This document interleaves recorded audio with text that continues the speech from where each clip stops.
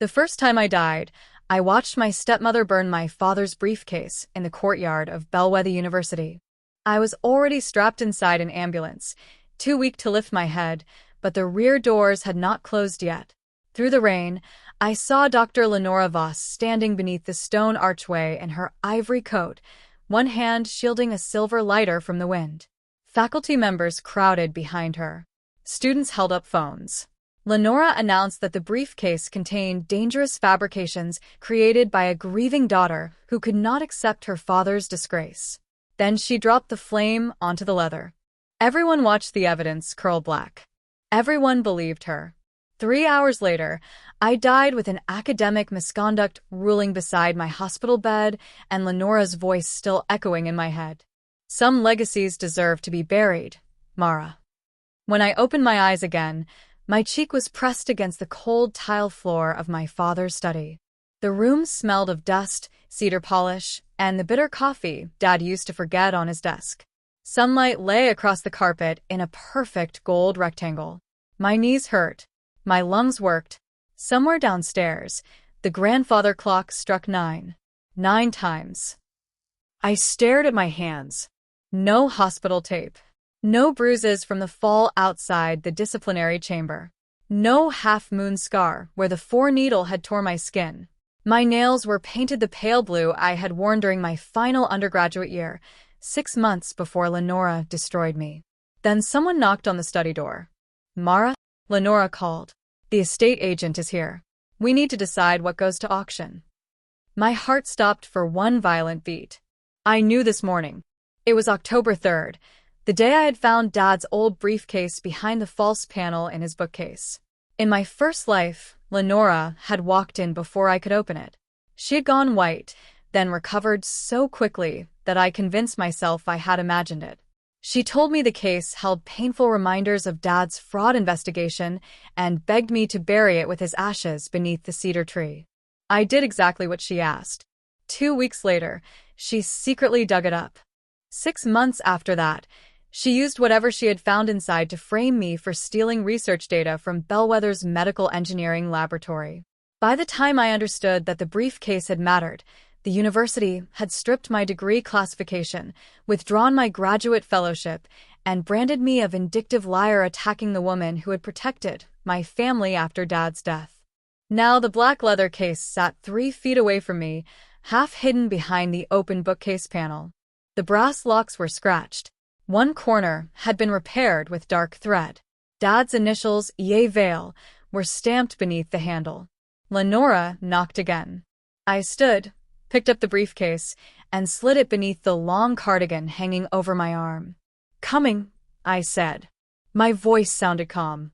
That frightened me more than the resurrection. I opened the door. Lenora looked exactly as she had in every nightmare. Elegant, composed, silver blonde hair pinned at her neck, pearl earrings glowing against her skin. She had been Dad's research partner before she became his wife. After his death, she became Bellwether's youngest provost. Newspapers called her a pioneer. Donors called her fearless. I had called her family. Her gaze moved from my face to the cardigan draped over my arm. "What were you doing in here?" "Remembering him."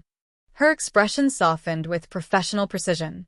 "That is why I think we should finish today. Grief becomes unhealthy when we let objects trap us." In my first life, I had cried when she said that. This time, I noticed the estate agent waiting downstairs with an empty inventory sheet and no auction labels. Lenora had not come to clear the house. She had come for one object. I stepped past her. The briefcase knocked lightly against my thigh, beneath the cardigan. Lenora heard it. Her fingers closed around my elbow. "What are you carrying?" The question was quiet, but her nails pressed through the wool. I turned my head and smiled. Something that trapped me. For the first time, her composure slipped. Only for a second. Then she laughed. "Your father's briefcase?" I did not ask how she knew. She released me and moved toward the study window, lowering her voice as though the dead might overhear. "Mara, that case was part of the worst period of his life. It contains accusations, paranoid notes, perhaps confidential university documents. Keeping it could hurt you. Then why hide it behind a wall?" Your father hid many things near the end, did he? Her eyes sharpened. I let the silence stretch. A delivery van rattled past outside. The estate agent coughed downstairs. Somewhere in the kitchen, a tap dripped 3 times. Lenora extended her hand. Give it to me. No. The word changed the temperature of the room. She stared at me as if I had spoken in a language she had not authorized. In my first life, I apologized before disagreeing with her. I softened every sentence. I mistook obedience for gratitude because she paid the mortgage after Dad died and arranged my place at Bellwether. I never asked why every favor came with a leash. Lenora's hand remained open. You are emotional. I'm curious. Curiosity can become misconduct when private records are involved. There it was. Not a warning. A rehearsal. I shifted the cardigan, allowing one brass lock to show. Did Dad commit research fraud? Her face settled into sorrow. The inquiry never reached a formal conclusion. That isn't what you told the board. A tiny pause. In my previous life, I had read the disciplinary transcript too late. Lenora had testified that Dad confessed to manipulating trial results before his fatal car accident. No recording existed. No signed confession existed. Yet her statement became the moral foundation for every accusation against me. Corrupt father, unstable daughter, inherited dishonesty. She stepped closer. I protected your memory of him by telling everyone he confessed. Color drained from her lips. I had not learned that fact yet. Not on October 3rd. She recovered with a sad smile. You must have misunderstood something. Probably. I walked downstairs before she could question me further. The estate agent introduced himself, but I barely heard his name. I signed nothing, told him the sale was postponed, and watched irritation flash across Lenora's face. Then I carried the briefcase out the front door, placed it in the boot of my car, and drove away from the house where I had lost 2 lives. I did not go to the police. That was my first pattern break. In my old life, fear made me rush toward authority. I believed evidence became safe once handed to someone respectable. I took concerns to department chairs, ethics officers, and finally Lenora herself. Each time, my words traveled back to her before I reached the next door. This time, I drove to a locksmith in a shopping strip 40 minutes from Bellwether. The owner, a broad woman named Janice, examined the brass locks beneath a magnifying lamp. Old Sergeant travel case. Pretty stubborn. You have the key. No. Proof it's yours. I showed her Dad's probate inventory, where the briefcase was listed as personal property with negligible value.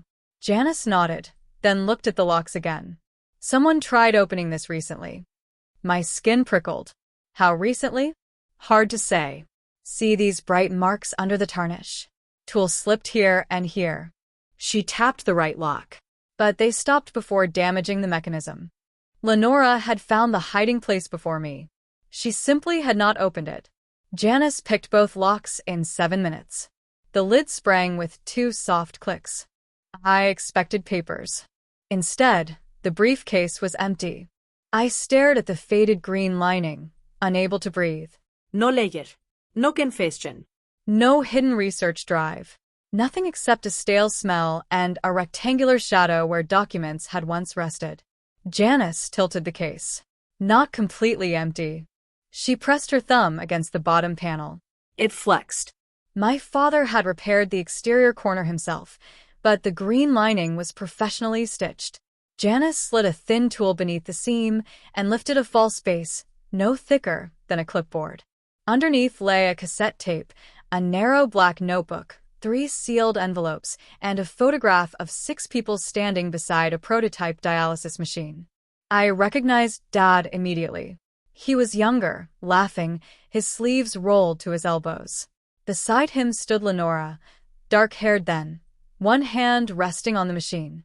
At the far edge of the photograph was Professor Ruth Anwar, the retired biostatistician who had supposedly refused to support Dad during the inquiry. Across the white border, Dad had written 4 words. Ask Ruth about patient 0. Janice glanced at my face. You all right? No, I said honestly. But I think I'm going to be. I paid cash, bought a fireproof document pouch from the hardware store next door, and photographed every item before touching it again. Then I placed the originals in a private bank deposit box under my mother's maiden name, an account Lenora did not know existed. I kept only copies. That was my second pattern break. By noon, Lenora had called 11 times. Her 12th call came while I sat in my car outside Ruth Anwar's small brick house. I answered. "Mara," Lenora said, and the gentleness was gone. "Where is the case?" "Safe." "You opened it." It was not a question. I looked at Ruth's front curtains. One moved slightly. "Why did Dad write about patient zero?" I asked. Silence. Not static. Not confusion. Silence shaped like recognition. Then Lenora exhaled. "Your father's mind was deteriorating. He invented codes and conspiracies. Whatever you found, do not involve other people." Ruth Anwar. The line went dead. 3 seconds later, Ruth's front door opened.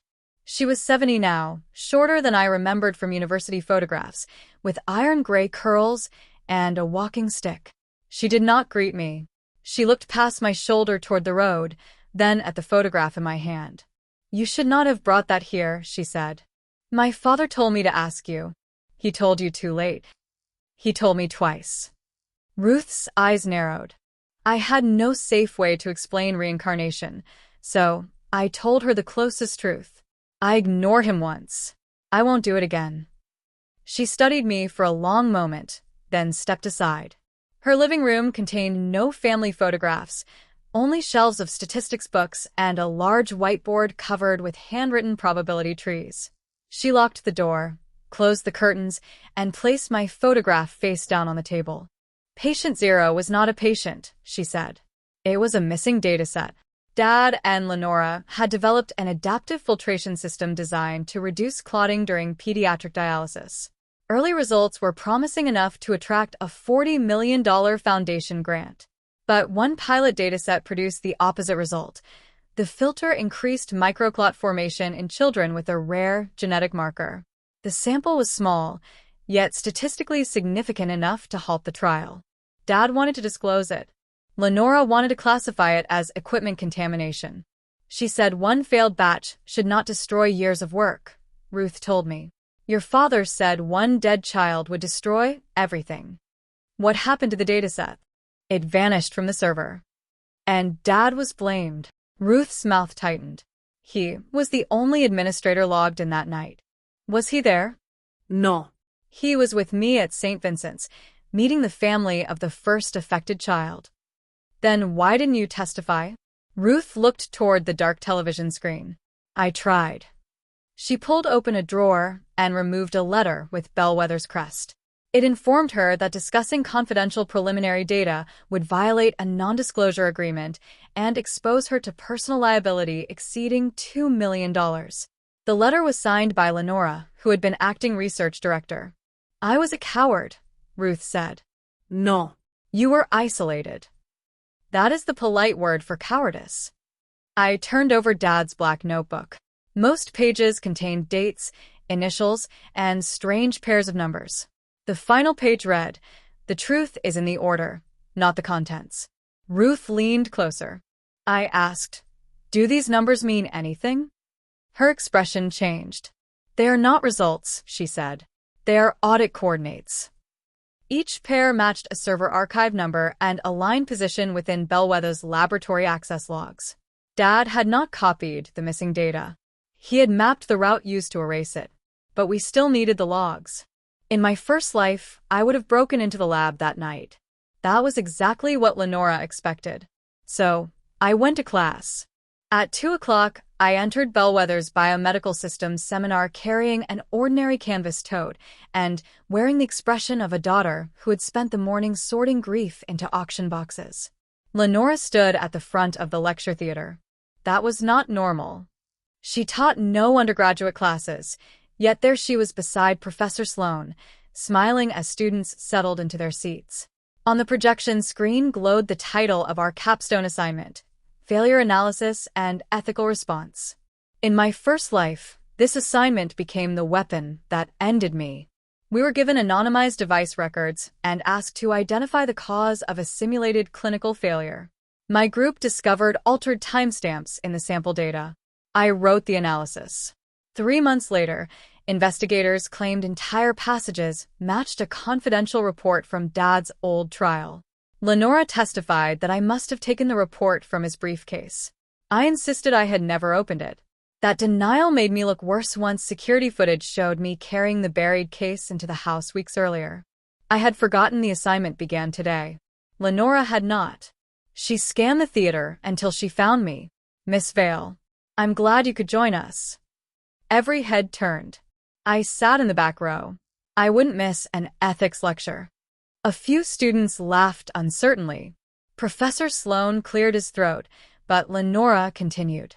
She spoke about integrity, transparency, and the burden carried by researchers whose relatives had violated public trust. She never said Dad's name. She did not need to. Bellwether students knew the story of Elias Vale, brilliant engineer turned suspected fraudster, dead before judgment. Then she announced a change.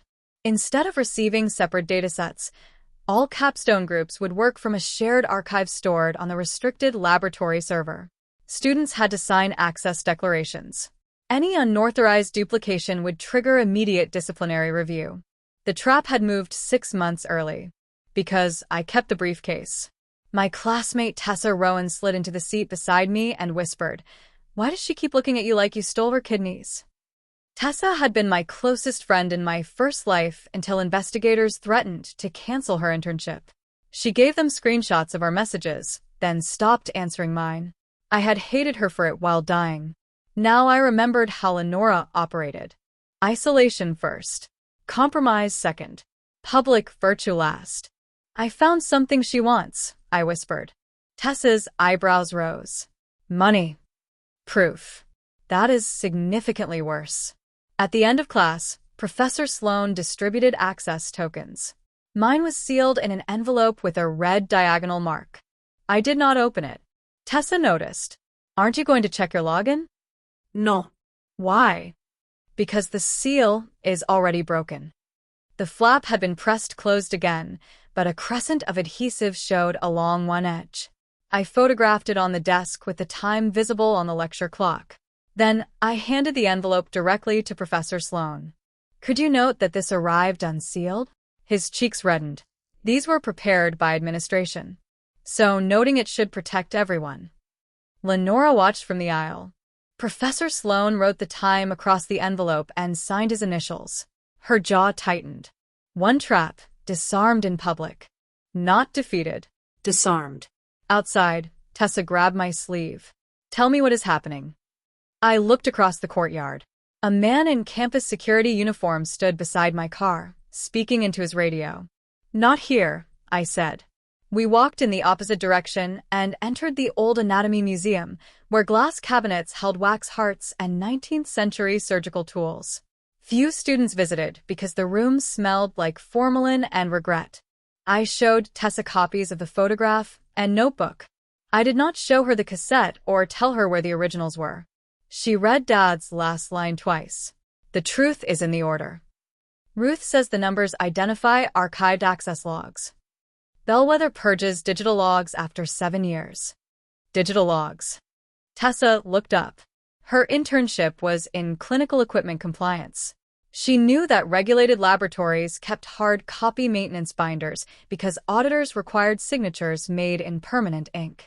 Server resets, emergency access, backup restoration, and archive destruction all had to be documented physically.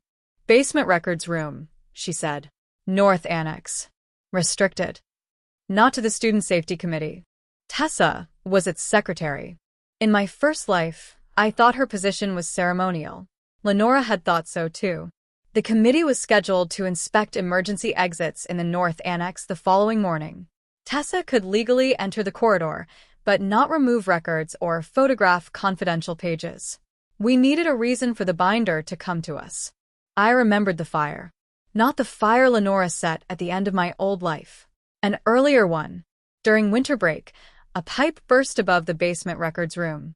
Bellwether announced that water damaged several archives. At the time, No one questioned why a burst pipe triggered a smoke alarm or why Lenora personally supervised disposal. That happens in 11 weeks, I said. Tessa stared at me. What happens? I caught myself. The pipe above the archive is corroded. I saw it during last year's lab tour. It was a weak explanation, but she was focused on the implication. If records are at risk, safety can require a preservation assessment, she said. Requested by whom? The committee chair. Who is that? Tessa smiled slowly. As of yesterday? Me. The next morning, she submitted a formal hazard notice reporting corrosion, mold, and possible electrical exposure in the North Annex basement. She copied the university insurer, facilities department, student union, and external workplace safety liaison. Lenora could not quietly deny entry once outsiders were included. At 10:30, 6 of us descended into the basement wearing masks and fluorescent vests. Tessa carried a moisture meter. A facilities supervisor carried a camera. I attended as the biomedical student representative, a role Tessa created at 9:15 that morning under an obscure committee rule. The records room smelled damp but showed no active leak. Shelves rose to the ceiling, packed with gray binders and archive boxes. A camera above the door tracked our movement. I kept my hands visible. The facilities supervisor inspected the pipe while Tessa read binder labels aloud for the video record. When she reached the year of Dad's trial, she paused. A gap split the shelf. The relevant maintenance binder was missing. Lenora had arrived before us. My old panic tried to climb my throat. I swallowed it. Missing evidence was still evidence if documented before the person hiding it could invent a reason. Tessa pointed the camera at the empty space. Please note archive sequence BMS 14 through 16. Binder 15 is absent. The supervisor frowned. Could be checked out. Then there should be a checkout card. There was none. Behind us, the records room door opened. Lenora entered with campus counsel and 2 security officers. She wore navy instead of ivory. Battle clothing. This inspection is over, she said.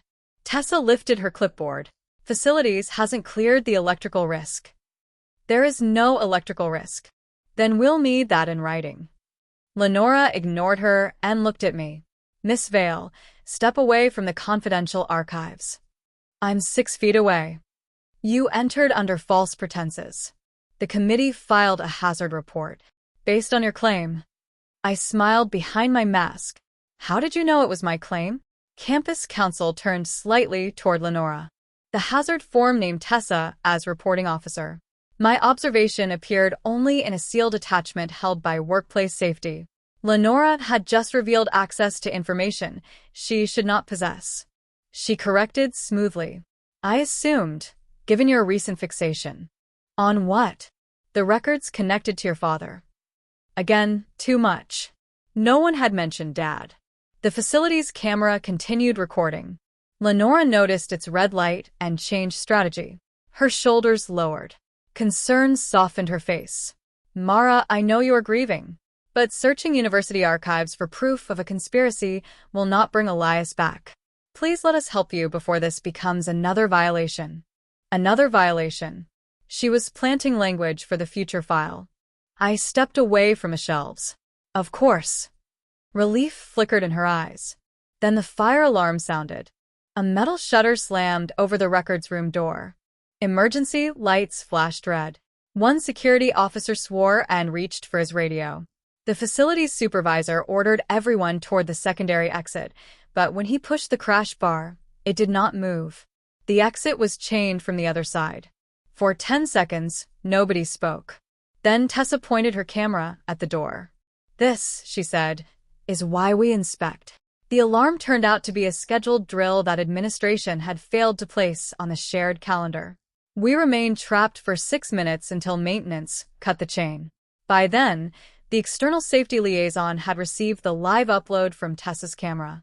The basement was sealed pending investigation. No records could be removed. Lenora's missing binder was somewhere outside the room, but every remaining archive was now under third-party inventory.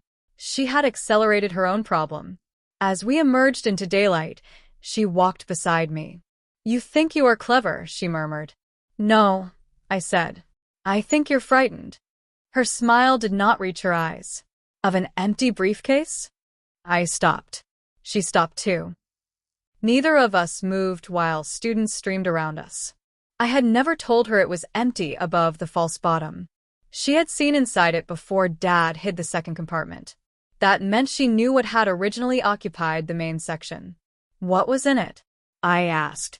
Lenora's expression remained smooth, but a pulse beat hard beneath her jaw. Bury it, Mara. Why? Because your father's lies already killed him. No. A lorry running a red light killed him.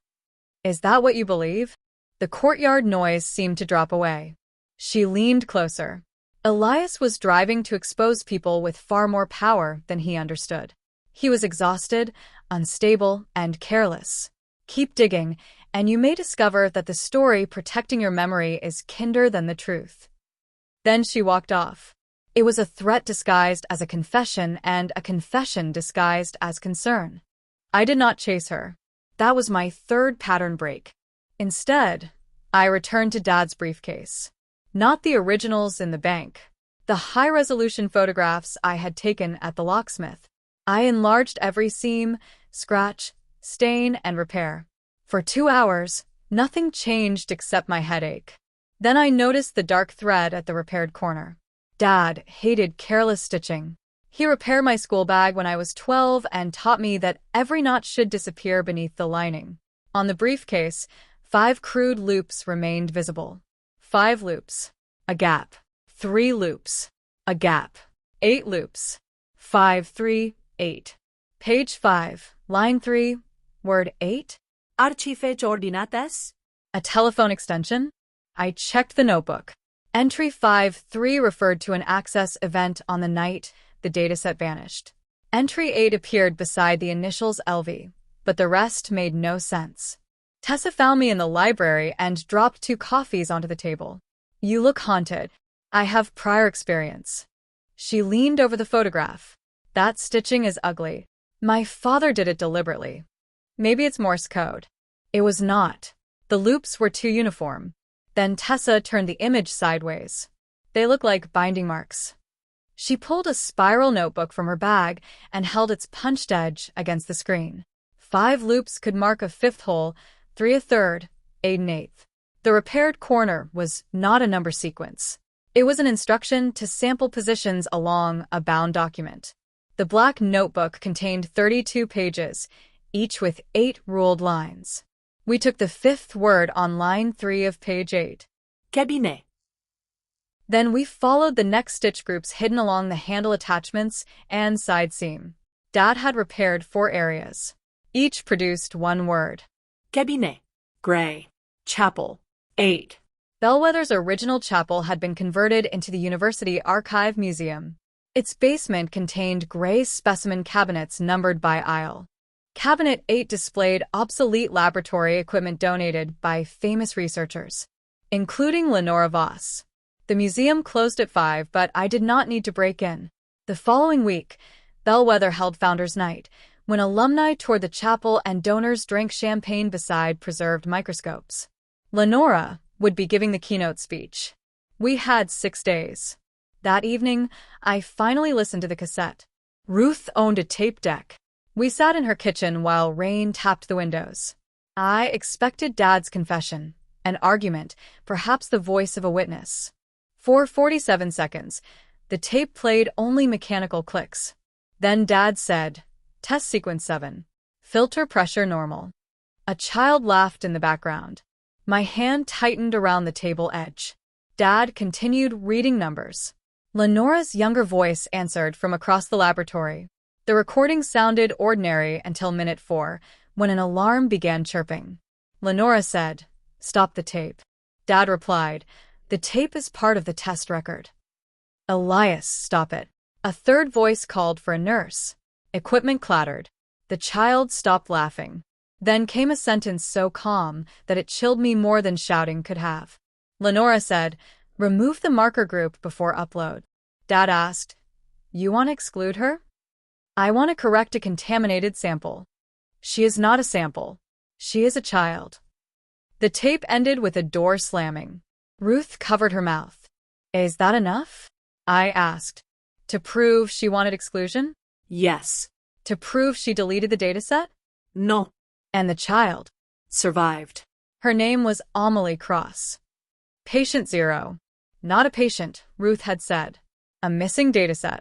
Yet behind the dataset was a living girl whose result Lenora tried to erase. Where is she now? Ruth hesitated. Her family signed a settlement. They disappeared from public records. I knew one thing from my first life that Ruth did not. Amelie Cross had not disappeared. She had changed her surname.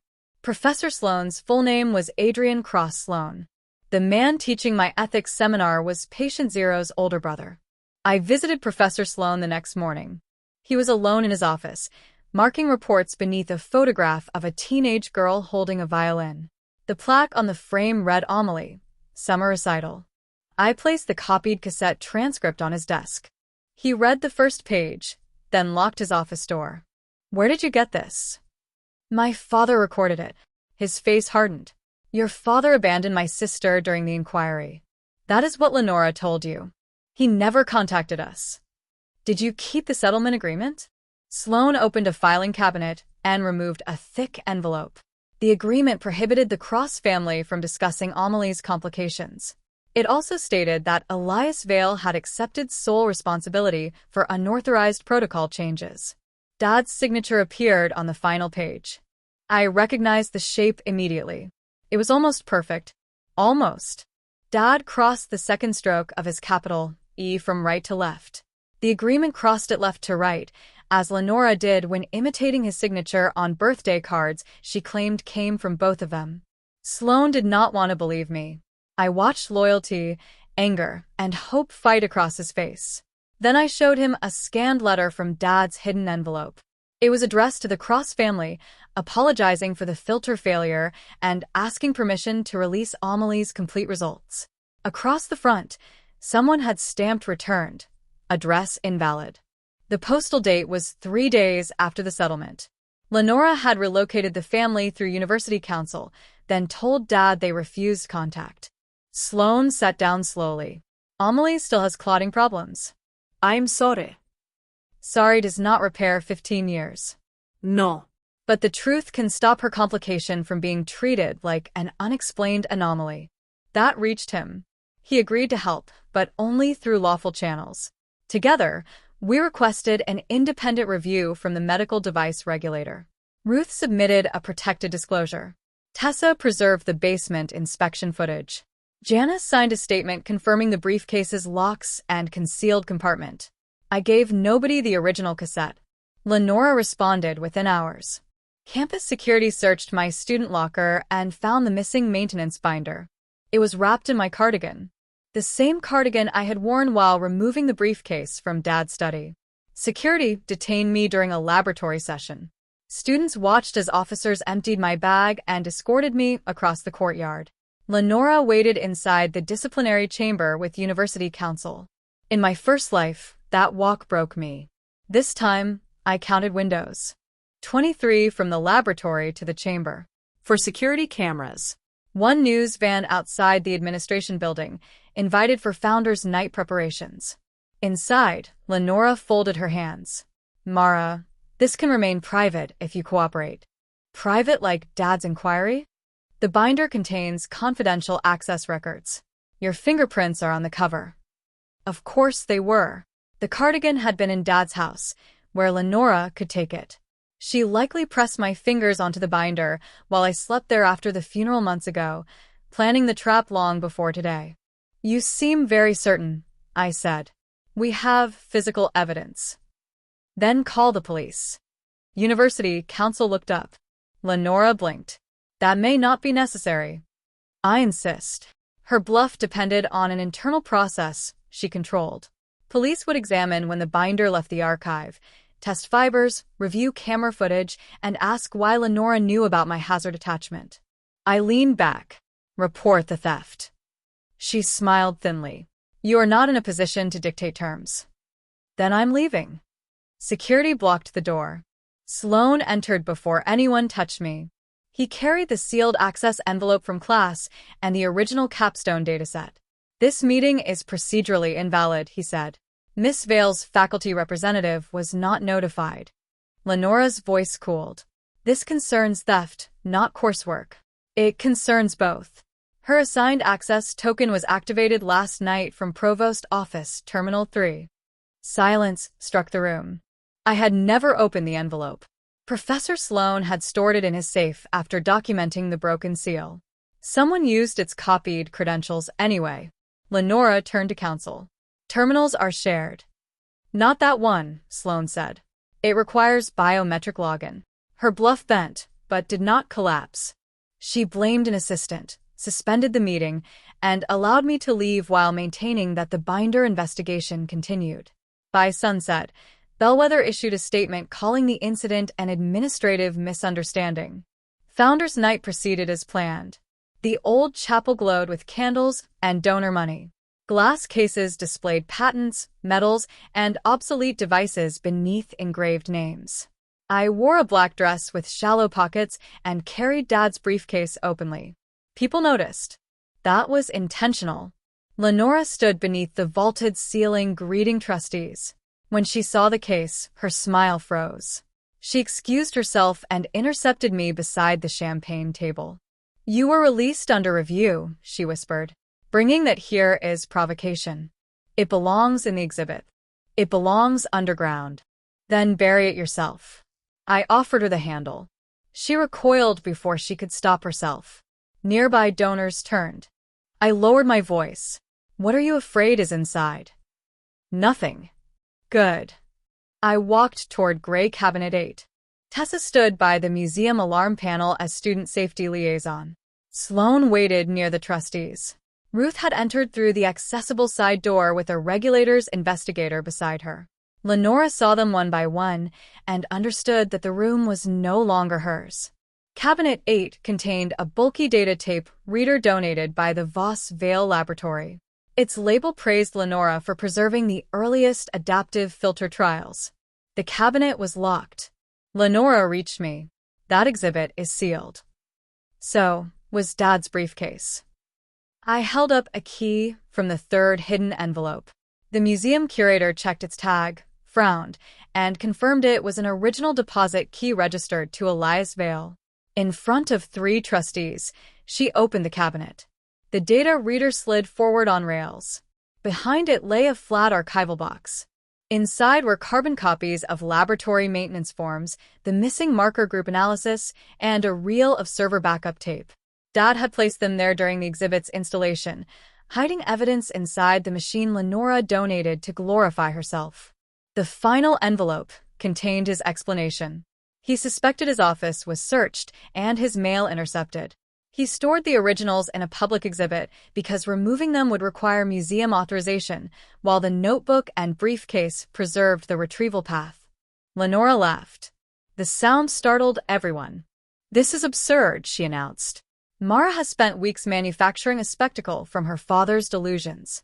Papers in a box prove nothing. A backup reel can be altered. A cassette can be edited. Elias confessed to me before he died, and this desperate performance cannot change that." There it was. Her oldest bluff, delivered at full volume. I set the briefcase on the cabinet. "You said he confessed verbally?" "Yes." "Alone with you?" "Yes." "On October 17th? Her eyes flickered. That was the date in her sworn testimony. "Yes." I opened the briefcase and lifted the false base.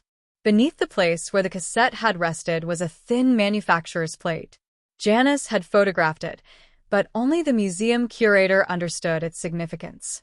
She read the engraved serial number aloud, then checked the accession ledger. Dad had deposited the briefcase with the museum on October 12th as part of the same exhibit. It remained sealed in controlled storage until October 19th, when he collected it in front of 2 staff members. Lenora's supposed confession occurred while the briefcase was inside Bellwether's monitored archive. That fact mattered because Lenora's sworn statement claimed Dad opened this specific case during the confession, removed the original trial report, and showed her the pages he had falsified. He could not have done it. The case was elsewhere. She had invented a vivid detail to make her lies sound remembered. Sloane stepped forward. You described the damaged corner and green lining in your testimony. Ruth added, details unavailable in the inquiry file. The investigator asked Lenora how she had seen inside a sealed museum deposit. Lenora's mouth opened. Nothing came out. Then Tessa's phone played the basement recording through the chapel speakers. Lenora, identify my father's records before anyone mentioned him, referring to my private hazard attachment and calling the case empty. One detail after another closed around her. She tried to leave. Trustees blocked the aisle without touching her. Cameras rose. The curator secured the archival box. The regulator seized the backup reel under statutory authority. University counsel stepped away from Lenora as though distance could erase years of signatures. Her bluff did not explode. It collapsed quietly, like a lung losing air. She looked smaller with every unanswered question. First, she claimed Dad told her where the exhibit evidence was hidden. Then she claimed she had never known it existed. Next, she accused Sloane of conspiring with me, forgetting his sister's suppressed result was recorded on the tape. Finally, she pointed at the briefcase and shouted that I had forged the accession plate. The curator turned it over. Beneath the handle was her own countersignature from 15 years earlier. Lenora stared at it. That was the moment she understood Dad had anticipated her completely. He knew she would remember documents and overlook objects. He knew she would build her story around a briefcase because physical detail impressed committees. He transformed that detail into a timestamp she could never escape. Police did not arrest her in the chapel. Real justice was slower and less theatrical. They interviewed her, seized devices, and opened investigations into evidence tampering, fraud, obstruction, and the forged cross-settlement. Bellwether placed her on leave before midnight. By morning, workers had removed her portrait from the administration hall. The university restored Dad's research records 6 months later. The regulator published the missing marker group warning, allowing clinicians to screen patients before using related filtration systems. Amelie joined the advisory panel remotely. She never forgave Bellwether, and nobody asked her to. My own capstone was reviewed by an external examiner. I received the highest mark in the cohort, not because my surname was cleared, but because I had built an analysis that survived hostile scrutiny. Tessa kept her internship. Sloane resigned from Bellwether and established an independent device ethics center with Ruth. Janice refused every interview request, although she framed the newspaper article that called her the locksmith who opened a national scandal. As for Lenora, she requested one meeting before her trial. I agreed only because it took place behind glass. She wore no pearls. Her hair had grown out at the roots. Yet she sat with the same straight spine and measured gaze, searching for the version of me who once apologized for taking up space. Your father ruined all of us, she said. No. He left you a chance to tell the truth. He hid evidence. From you. He manipulated you from the grave. I almost laughed. You told me to bury the briefcase because you thought everything inside it could accuse you. Her eyes narrowed. But Dad knew the strongest evidence wasn't inside. I continued. It was the case itself. Its location. Its registration. Your knowledge of it. You built your confession story around the one object that could prove you lied. For the first time, Lenora looked away. I stood. Mara, she said. What happened to you?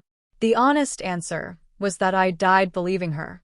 I died begging strangers to recognize a truth I had handed to my enemy. I died thinking kindness required surrender.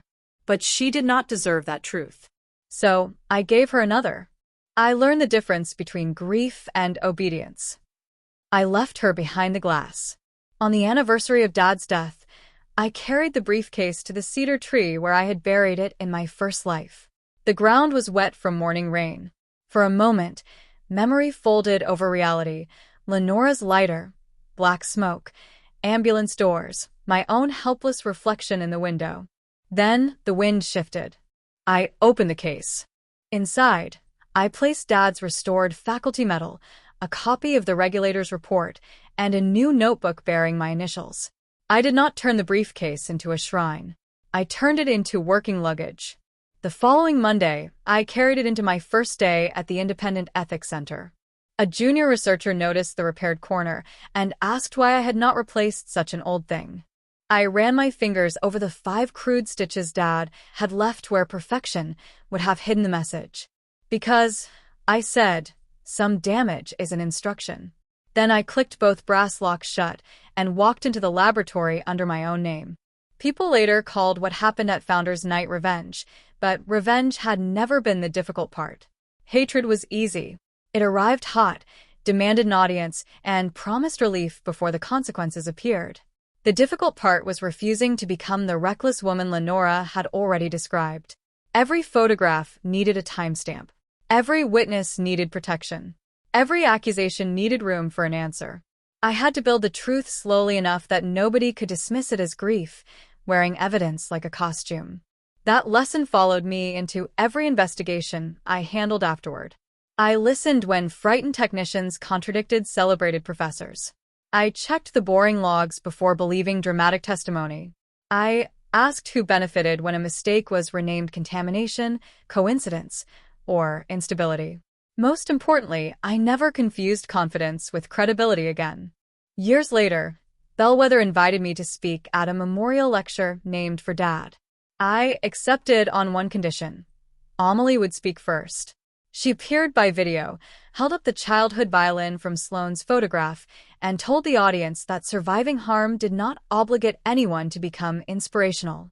The room stayed silent after she finished. It was the most honest silence Bellwether had ever offered her. When my turn came, I placed the briefcase on the lectern but left it closed.